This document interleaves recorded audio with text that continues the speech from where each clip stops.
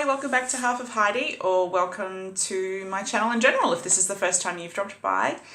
Today I am not filming an update video, I'm filming a 10 things I wish I knew before I'd had gastric sleeve surgery. However, when I was making my list, I ended up with 50 things that I wish I knew before I had the surgery. So I am also setting myself a little goal of trying to do this video in less than 20 minutes, but you know, I talk a lot, so we'll see how we go.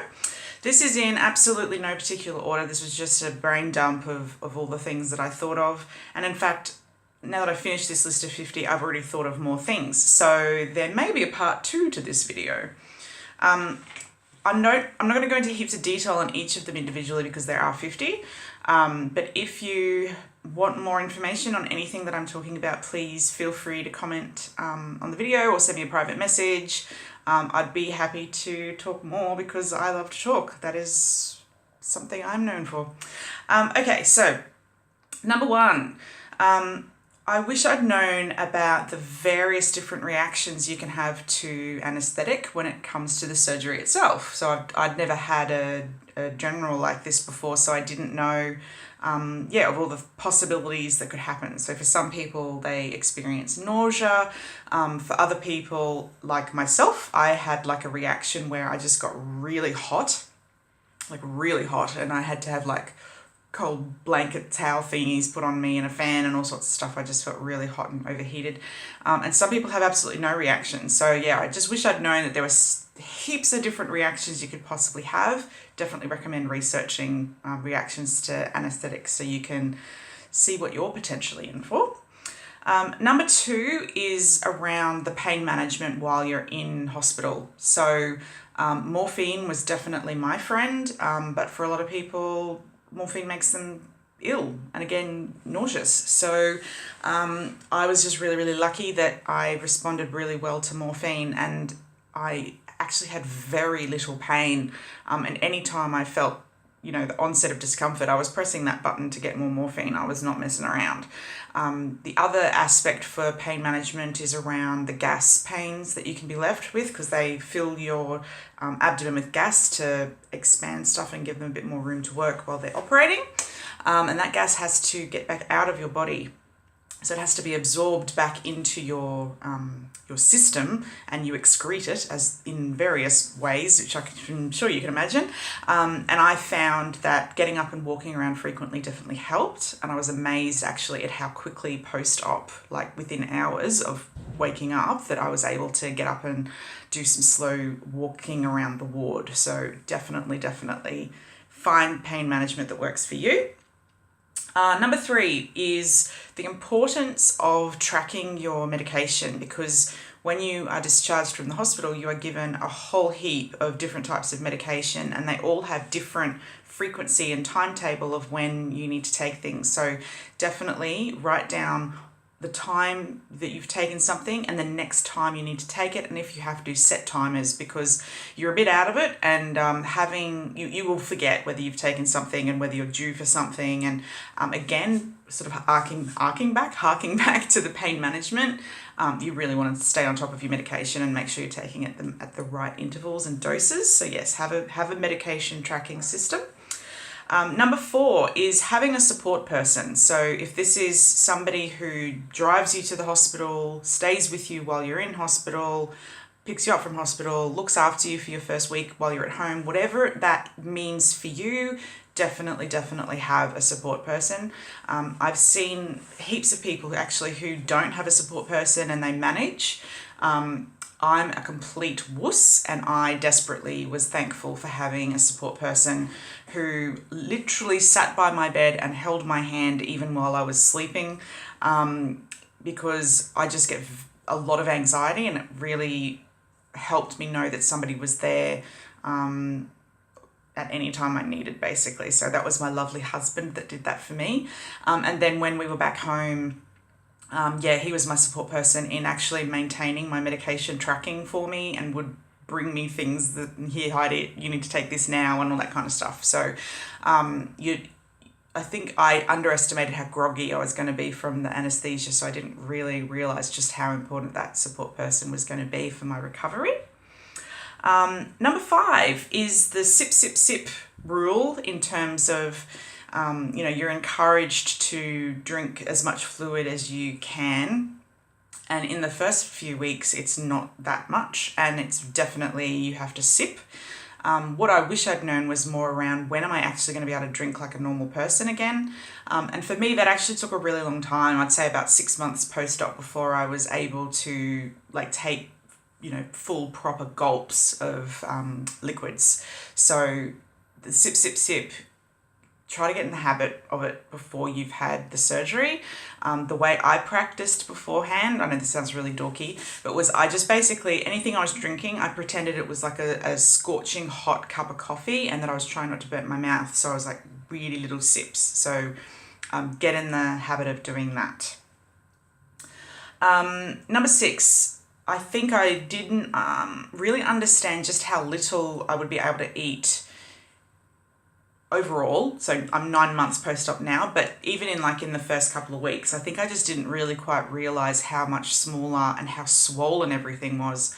I think when I was having my liquids in the first week, especially, well, anything actually, any type of liquid, I could fit about the equivalent of like 1 ice cube's worth of liquid in my tummy at any one time.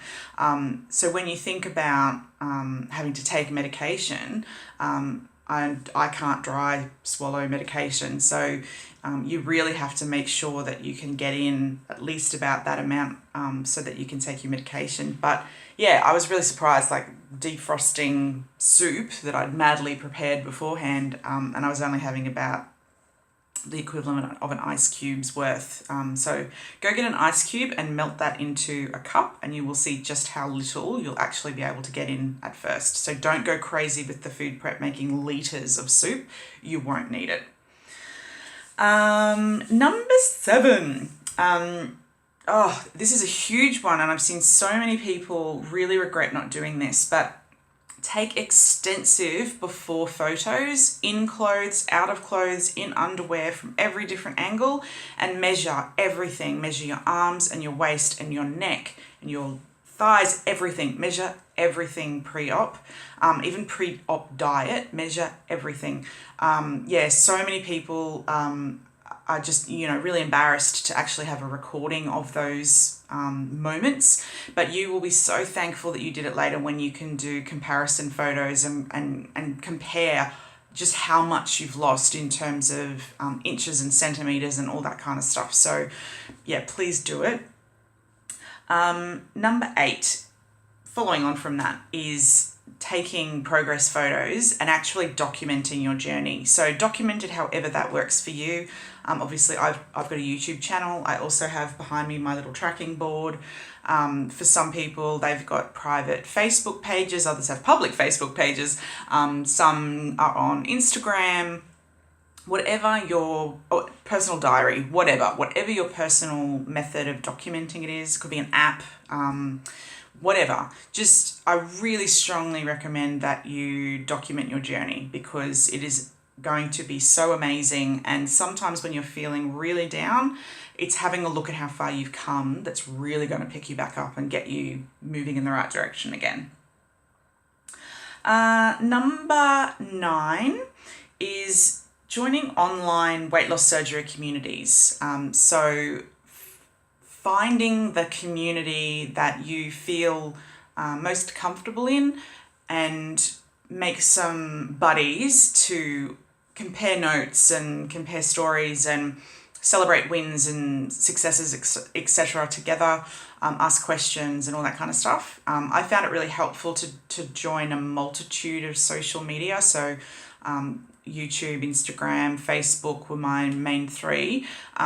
So following other people at various different stages of the journey, so you can see what other people experience, but also joining like a month specific group. So if you're having your surgery in September, join a September of that year Facebook group, whatever. And if you can't find one, make one. And get people to join you. I'm still a member of my November group from last year, and I just love seeing everybody's progress. And it's like a little family now. It's a community of people who we've been on this amazing journey together. And sometimes when everybody else doesn't understand what you're going through, you are really going to rely on that community of people to share the experience with you. Number 10. Definitely plan ahead for how are you going to replace comfort eating, because once you're post-op, it's really hard to comfort eat. You also won't want to, because you've gone through this major life change and you don't want to screw it up, basically. So I really wish I'd known about this more before I had the surgery, in having some tried and tested and trusted methods for managing stress and upset and whatever, other than food. And that's a very personal thing. You need to find what works for you. It took me a long time to actually finally realize just how much exercise was a good stress relief for me.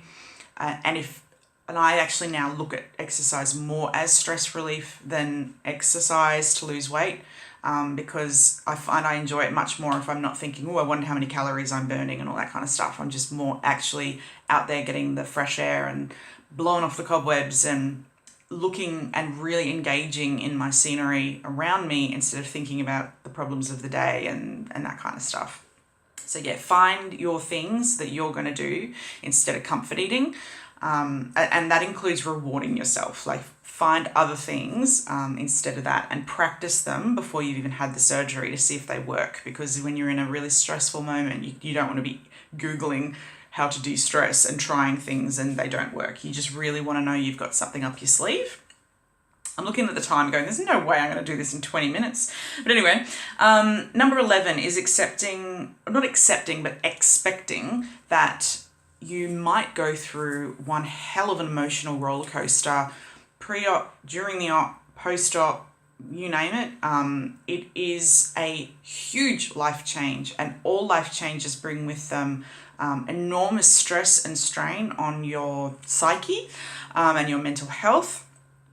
And definitely have planned what you're going to do if various things happen. If you're feeling like absolute crap, make sure you've already agreed with yourself that you're going to take yourself straight to your medical professional and get some help. Whatever it is that you need to do, but just sort of, expect that you're going to go through some rough patches, because that's just what happens when you go through such a life-changing experience. Number 12. I wish I better understood the impacts that the surgery would have on relationships and friendships. I think, that was something I really wasn't expecting. Even though I had heard that it happened, I just kind of thought, well, my relationship, for example, with my husband is like rock solid. It's not going to change anything. It does, because this is a life-changing experience. It almost has to, by definition, change your life. And for some of us, that is going to be change of friendships, change of relationships. Some people don't like what you've done. Some people are jealous of what you've done.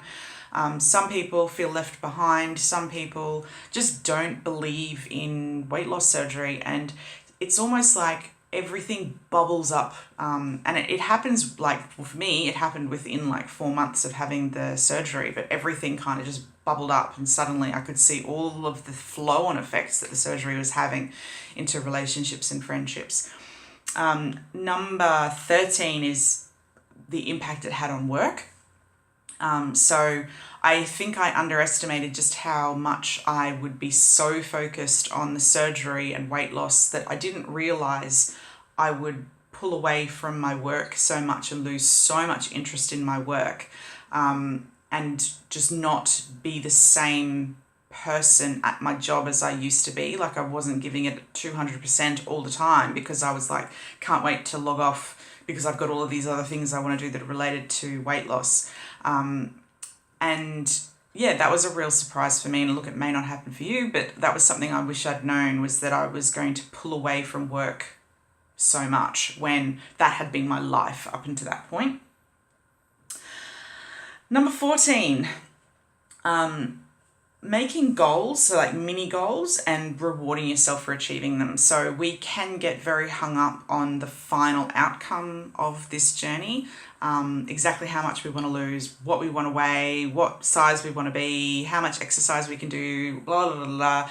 But yeah, it's, for me anyway, I knew it was going to be over a 12-month journey before I reached any of my end goals. So I made sure I had some mini goals set along the way and that they had a broad range of what they were. So there was some that was related to how far I could walk, how many steps I could do in a day, physical things that I couldn't do previously that I could now do, and all that kind of stuff. So, and again, I kept track of it all, and every time I reached one of those things, I rewarded myself, and obviously not with food. I used my reward system that I'd created beforehand. Number 15 is celebrating your non-scale victories. So sort of similar to the last one, but definitely acknowledging things that you can now do, wear, experience, enjoy, whatever it is that you couldn't do or couldn't do comfortably pre-op. Document them, celebrate them. They're amazing achievements, and you will feel so much better and see so much more progress in yourself if you keep track of all of those things and celebrate them as they happen. Number 16 and number 17 are gallstones and kidney stones. I really highly recommend that you do your own research into the chances of developing gallstones and kidney stones post-op. I wish I had known more about what it is that you do or don't do to avoid getting them, especially kidney stones.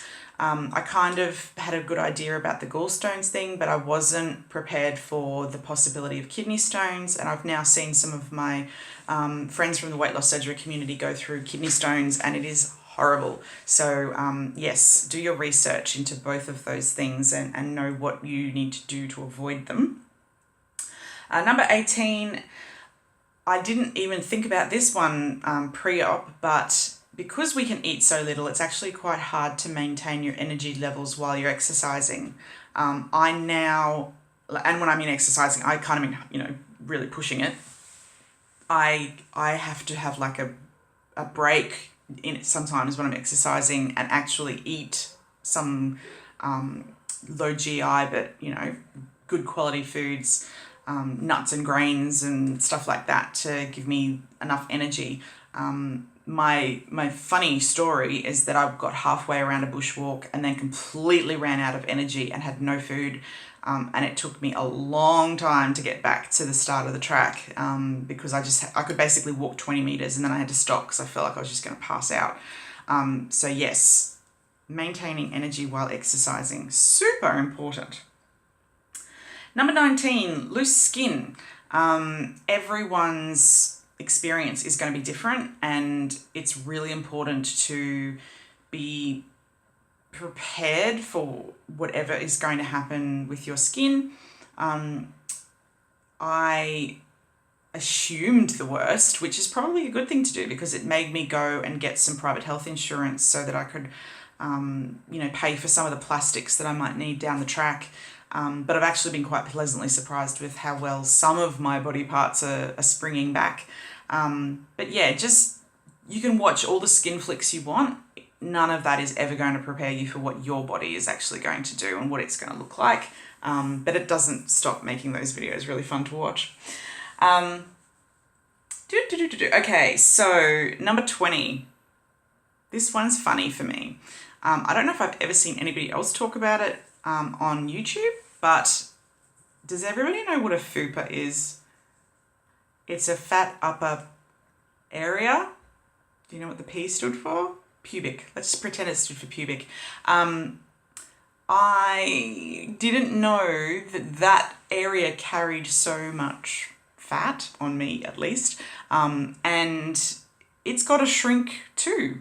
And what I didn't know that I wish I did was it may not shrink as fast as some other parts of you, and you are left with a bit of a mound. And it's a common problem. Yes, it is not a just happening to me thing. I don't know, it makes me giggle a little bit, but it yeah, it was something that I was not expecting. So yeah, that's my, didn't expect this moment. Number 21, and this one is the closest to my heart. But I wish I had known just how many new friendships I would be blessed with after having the surgery. And joining a lot of the weight loss surgery communities is what really drove the connection to other people. But I've made some friends through this community who are just the most wonderful, caring, funny, supportive, just amazing human beings who are genuine friends. And I'm so grateful. And I never, ever expected that this would be an avenue for me to make some of the best friends I've ever had. Number 22, the density of food impacts how much you can eat. So the more liquid something is, the more of it you can fit in, and the more dense it is, like a piece of steak or, you know, a piece of chicken breast, the drier it is, the less you can fit in.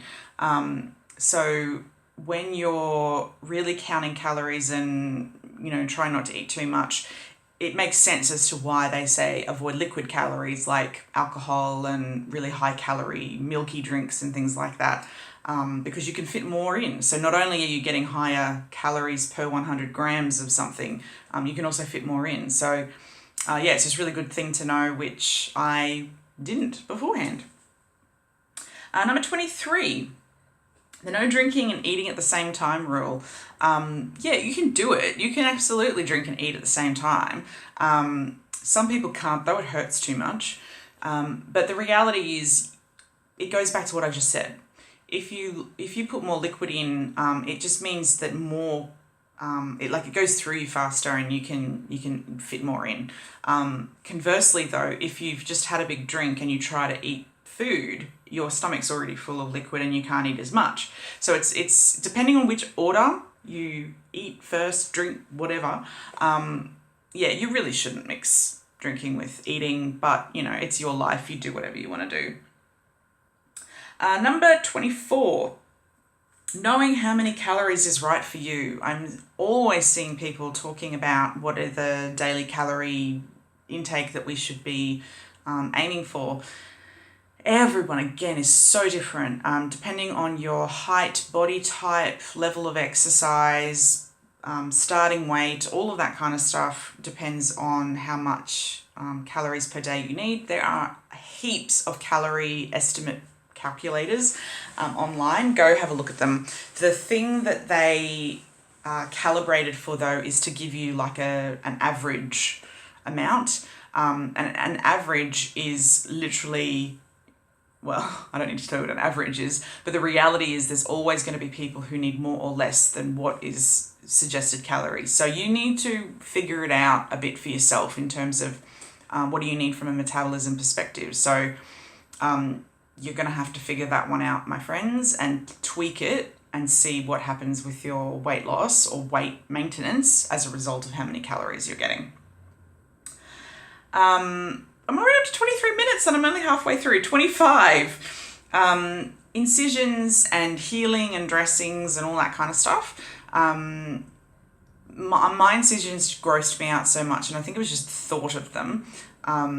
I kept my dressings on for longer than was advised in terms of what the guidelines were, but because I felt so grossed out by them that I just didn't want to see them, and I didn't want them to have any possibility of ripping open. I ended up getting a really minor infection in one of my incisions, which I went to the GP for and got prescribed some antibiotics, which I wish I'd never taken, because I'm convinced that I took those antibiotics and it completely knocked out my good gut flora, and then I caught gastro. And because I didn't have any good gut flora in there to protect me, I ended up having gastro for 4 weeks. So, yes, look after your incisions is my point. And when it comes to scarring, again, everyone scars so differently and responds differently to different, oils and moisturizers and all that sort of stuff. My philosophy is to wear your scars as a badge of honor. That's just my philosophy anyway. Okay, so because I'm already hitting the 24-5 minute mark, I think I'm going to leave it there as at my top 25 things I wish I'd known pre-op, and I will record in a separate video my next 25 things I wish I had known pre-op, and I will leave this one there. So bye!